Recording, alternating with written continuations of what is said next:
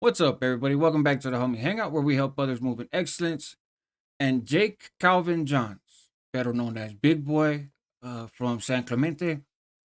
So from Strength Cartel. Let me correct that. From Strength Cartel.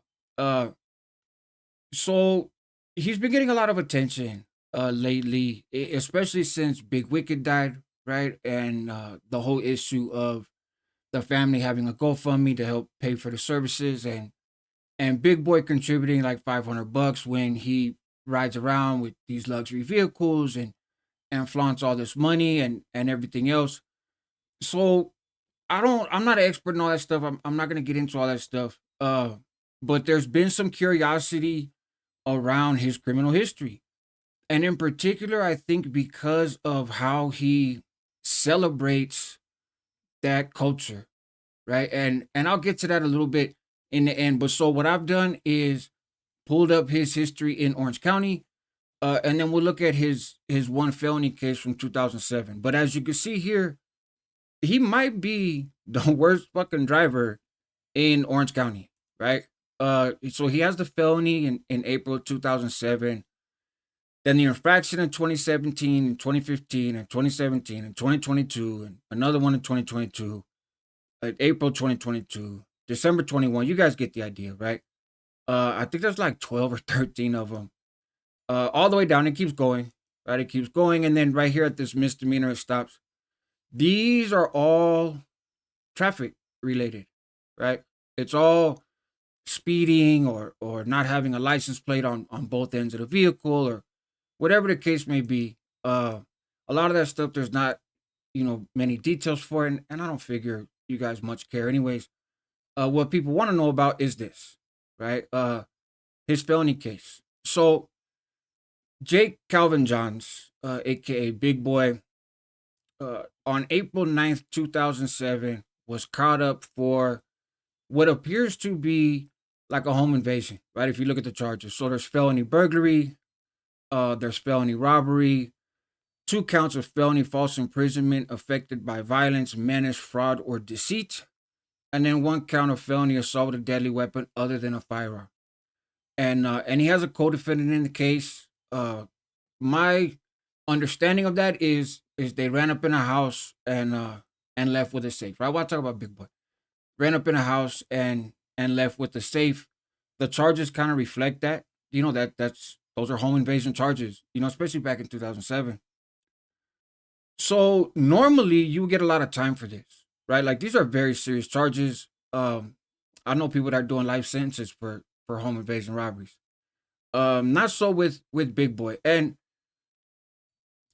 it's odd to me, Holmes, because he had a paid attorney, right? You see down here it says retained attorneys. He had paid attorneys. I'll show you the bail that he posted here in a second. Like, why are you running up in people's houses and taking safes? He was like 18, 19 at the time, so maybe just a young kid, fooling around. But courtesy of probably those very good attorneys, he winds up getting a lot of this stuff dismissed.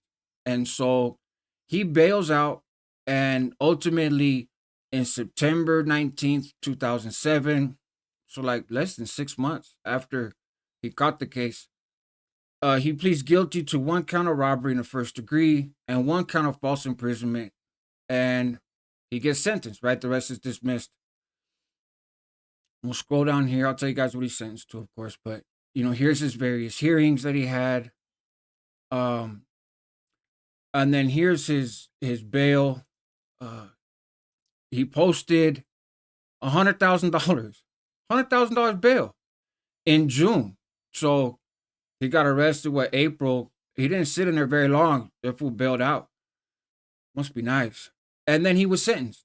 He was sentenced to the low term on the robbery, the 211, which is 3 years, and then the middle term on the false imprisonment, which is 2 years. But you see right there where it says concurrent, right? So that means that he was serving that 2 years at the same time he was serving that 3 years. So in essence, he got sentenced to 3 years, right? And in state prison, right? 3 years in prison, 2 years in state prison, but you're doing a two at the same time as the three. That's how that works. So he goes to the joint. He paroles from Calipatria, level 1 yard, and Okay, cool. Right? You go to prison. What's that? 2007. So he's home. Before 2010 for sure. Uh, I've heard various places where he has said that he did 4 years and some change. He didn't do that. Uh, he did 5 years. He didn't do that either. I've heard different things, and I'm sure if I looked around more, I'd hear other versions. But I don't really follow a whole lot of the Strength Cartel stuff, to be honest. So all total, he got sentenced to 3 years, uh, probably about two, two and some change maybe, and called it a day and came home and never got in trouble again. Aside from aside from driving, um, he never got in trouble anymore, and that's a good thing, right? I'm not saying that as a criticism. I think that's something to be proud of. It kind of reminds me of the American Cholo situation. He came up in a neighborhood, he got in trouble, he went to YA, he learned his lesson. He learned his lesson earlier than a lot of us did, and salute for that, right? Like props for that, and came home and figured out a way to build a life for himself and build a good life. I think that needs to be celebrated more, right? This is just my opinion. Take it for what it is. But now, you see with the Strength Cartel stuff, and you go on their website, and I didn't pull pictures or anything, but you guys have probably seen them in a bunch of the thumbnails and whatnot. There's this clothing line, I guess, clothing design that kind of imitates CDCR jumpsuits with the colors and how they're written. Like, come on now, cut it out, right? You walked off a yard that barely had a fence around it, you know, but 15 years ago, and again, I've said before, like where you do your time doesn't make you a tough guy or not a tough guy or whatever, and that is true. I stand by that. I'm not being a hypocrite here. But so you had this little experience in prison, and congrats. Like he didn't tell, right? It appears, that he didn't tell. He did his time, and turned his life around, right? Got into lifting weights and social media. But why are you celebrating the prison part of things? I was looking around on Reddit, and there's a lot of people expressing opinions, and it's just random people saying what they say. But some of it kind of resonated with me. Of hey, there's not a lot of Chicanos in this genre, right? In this powerlifting, weightlifting, fitness influencer genre. And I think that's true. I don't think there's many.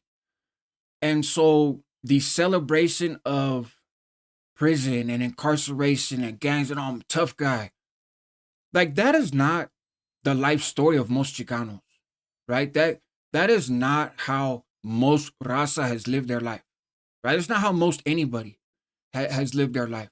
And again, kind of tying it to the lefty thing the other day, right? Is this need to promote this culture and celebrate it. Hey, you get caught up, you do your time, you know, stand on business, do your fucking time, come home, figure out a way to not go back. Some are more successful at that than others.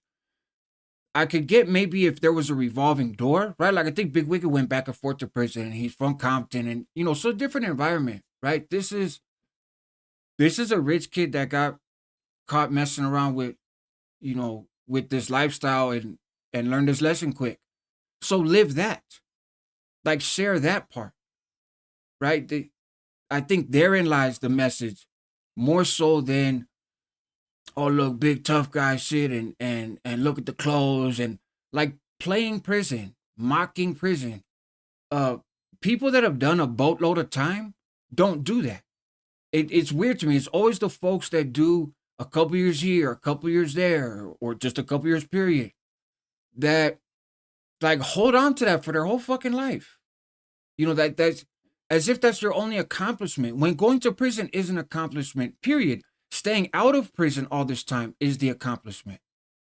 Rejecting those norms and adapting to new and more meaningful and fulfilling ideas for those for whom that's familiar, that is something to be proud of. That should be celebrated, right? So I don't know, man. I found it kind of interesting. I think some of you guys might too. I know that these guys are a topic of conversation. I'm I'm gonna leave that to the folks that know more what they're talking about. But in terms of Big Boy, yes, he caught a felony case. Yes, it was a serious case by the charges. He did a couple years. He came home and there you have it. So folks can make up their own mind, right? There's gonna be people that are like, "Hey, that fool's a real one. He did his time and stood on business." Cool. I'm not gonna argue that. Whatever your thoughts are, however you take this information, that's on you. Help others move in excellence. That's what homies do. Help yourself at the same time because you're worth it. Help your community because they need you. I posted a video earlier today, right, about my toxic relationship with alcohol. I talk about a lot of things on this channel, and videos like this tend to get a little bit more views. But look around. There's a little something for everybody, and it's not all like this. So, you guys have a good one, man. Take care.